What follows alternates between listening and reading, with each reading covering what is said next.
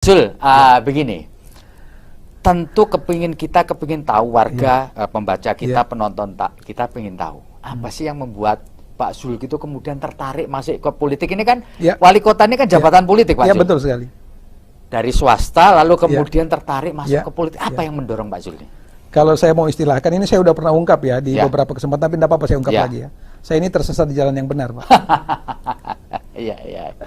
Karena saya dulu sebenarnya termasuk yang tidak tertarik di politik. Gitu ya, Pak ya. Tapi ada satu orang yang kemudian saya ajak diskusi dan menyadarkan saya. Dan kalimat itu rasanya mukul gitu, Pak, nampar ke saya. Disampaikan begini, Pak Zul merasa idealis, merasa punya sesuatu. Tetapi kalau kita semua berpikir bahwa politik itu kotor, politik itu menghalalkan segala cara, politik itu nggak baik dan sebagainya lah ya, pandangan-pandangan negatif tentang politik. Kalau semua orang baik, beliau katakan, kalau semua orang yang punya potensi, yang punya kemampuan berpikir seperti itu, kira-kira siapa yang ngurusi politik? Orang jahat, Pak. Saya nggak ngomong, Bapak yang ngomong. Saya sadar, Pak, ditampar. Kalau mau membenahi, kalau mau memperbaiki, masuk ke dalam. Kalau kita hanya teriak dari luar, saya dikasih ilustrasi begini, Pak. WC, kita udah tahu tuh kotor. Tapi apakah selesai dengan kita teriak dari luar? Enggak. Harus ada yang berani masuk, membersihkan dengan resiko keciprat kotorannya. Benar nggak, Pak? Ya, betul. Nah, kalau saya akhirnya dengan begitu kan bisa kita prepare.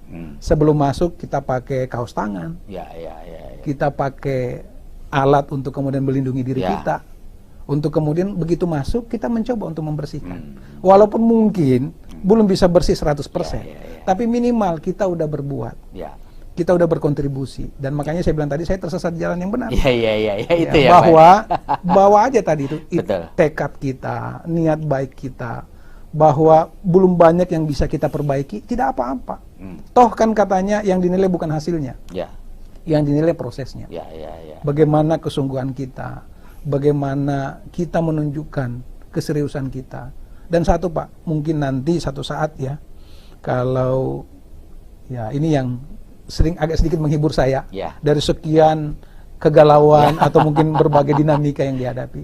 Saya mungkin nanti kalau ditanya di akhirat apa yang sudah dibuat, saya mungkin cuma berani menjawab satu.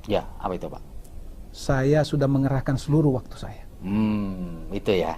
Bahwa mungkin hasilnya belum memuaskan, bahwa mungkin belum seperti ekspektasi, tapi saya paling tidak hanya berani jawab satu. Mencurahkan seluruh waktu. Sudah mencurahkan seluruh waktu.